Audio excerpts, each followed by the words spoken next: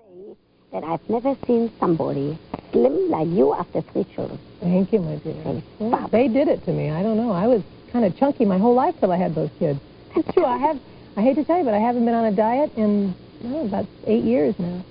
That's which means that you have to keep on having babies in order to keep your figure. It does not mean that, Ruth. I have plenty now. Tell me, how do you manage? You have 3 children. You are a stepmother to another 2 children. You have a career. Let me hear how you do that. I'm not so sure I do it so well. Yes, I mean, don't take it from me. I look. Yeah, well, you have a great makeup woman and a wonderful hairdresser. I saw you before that. I quite often look very haggled. I don't know. I don't do it alone. I think I even said that last time. I really don't do it alone. My husband is as good a mother and wife as I am. I mean, I did hear that last time. He can do it all. He really can. Is that how you could go on a tour for 9 months? The only way. I took the children with me for part of the time. Then they had to go back. They were going into schools and things, and he was there for them. I mean, it was terrible in a way. It was a play I've always wanted to do. It was my one and only with Tommy Tune, and I had an enormous amount of dancing, which I don't often do. That's the figure. That helps. That helps. Yes, that does. But picking up toys is also a wonderful exercise. And how old now? The little one is almost 2. Almost 2. The other girl. one? I had a girl. Great. And the other, and you didn't bring a picture. The first thing I said, where's a picture? You know, they changed so quickly that I got tired of carrying pictures around and saying, oh, he doesn't look like that anymore. You know?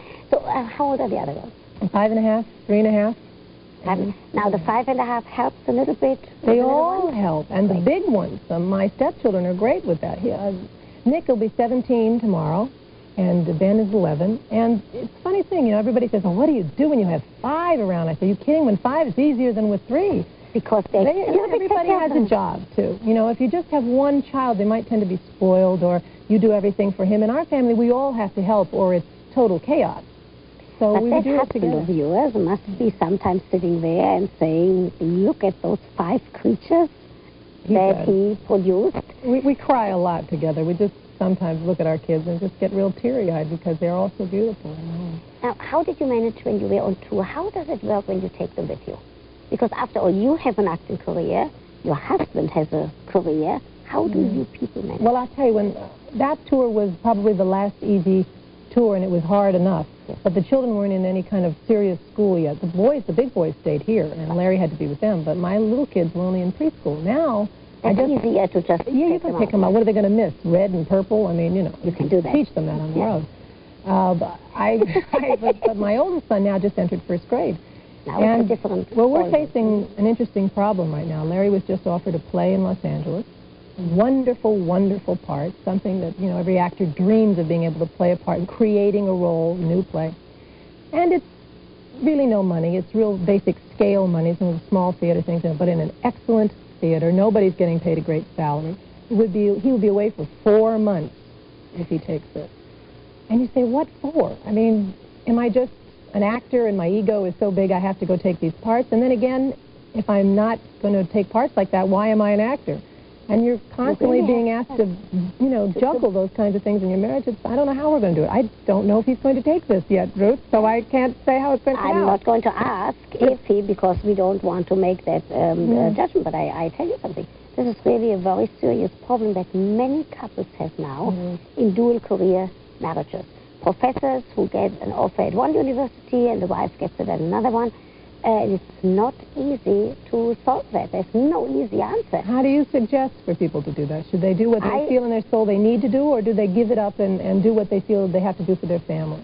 I think that maybe in a case like an actor, because I need you actor people, I would say that to give something up where his heart is so with it might be a big problem. If it were just a job, I would probably say it is more important to remain with that family that Lucas.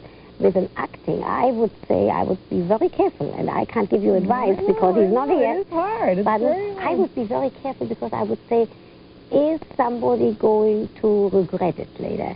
After all, he was very helpful for you to go on those 9 months. Well, that's why I feel bad, too. Because I have an idea. The little one in 1st grade, I have an idea. If your husband takes that position, what you will do is you'll go right away to the first grade teacher. You'll smile that beautiful smile of yours. And you'll say, look, maybe every 3 weeks, he won't be here 1 week. Give me the homework, and let's work this out. Tell the teacher right away that you need her cooperation. You'll make her feel important. You'll buy that, won't you, Mrs. DeMarco? So I will be watching this program right now. I think it's you know, it is very important that that in your particular situation. It is. It absolutely. Now, I've never done that. I've never had a famous actress on this program with a real life situation. I love it. That's great, and I've never gotten such good advice so cheap. Are you?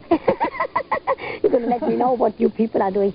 Tell me, Lucie, is there a secret of when you do feel sometimes, you must feel sometimes kind of, oh my gosh, another diaper, another toy. Is there a secret that how you keep your head above and you say, all right, tomorrow is going to be another day? New approach. Let me hear. That's a good thing to say to yourself every once in a while. You know, tomorrow, new approach. Because every day I think I do a few things so well, nobody could do them better than I do them. And every night I kick myself for the things that I knew I shouldn't have done that I did wrong. And I just have to evaluate it and credit myself. Kick yourself too much. You credit yourself for the 49% that you make, that you do right. That you try to fix the rest of it. Do you feel sometimes that with 5 youngsters, because the older ones also need your attention, that there's very little control over your own life? That somehow we have to respond. There's very little time to take control, I find. I think that my time gets short. Your makeup lady just said, you know, you're very dry under your eyes. You should put some cream under there before you go to sleep. I said, another thing I have to put into my day. It's 2 minutes for cream under my eyes. Nicole told you that? Nicole, she's very sweet. She's right. She told you that. Start neglecting all these things one after another because the last thing that you do things for is yourself. You don't spend any time for yourself. But you can't do that because you're an actress. Yes, well, I don't know. We do it. So I have a great guardian angel. And just when I think I won't know how to get the next job because I have to concentrate on this, something always happens and it works itself out. I really believe that things happen the way they're supposed to. And you are right now developing your own children's TV program. Children's TV program? Tell me about it. Well, I can't tell you too much about it because it's not on yet. I don't know about anybody else to do it first. You're right. Well, Larry you're right, especially in that industry. It's true. So I can't tell you too much, but I can tell you the reasons why that we're doing it. Larry and I have a production company. My husband, Larry Luckenbill, and we started it because the projects coming to us were interesting, but not nearly enough of them that were interesting. And so we said, well, we have some ideas that I think are better than this. Let's do it ourselves. Hey, you know. And one of the things is the children's programming unit. When one of the shows that I want to do something for children to teach them about health and nutrition in a funny, entertaining way, so that they grow up knowing how to take care of themselves, and it doesn't become a drudgery every day. And I have a very unique way of trying to do that and still entertain the kids. I won't. But I tell you something. Once you will have this, you will please come back. Oh, you bet. Talk to me. You bet. And then maybe I can give you a little bit, because health and nutrition and sex education go very nicely together. Indeed. We'll talk about that, okay? Thank you. Thank you for being here. Thank you for asking me again. That was wonderful. Stay where you are. After some brief messages, Dr. Ruth will be right back with more of your phone calls.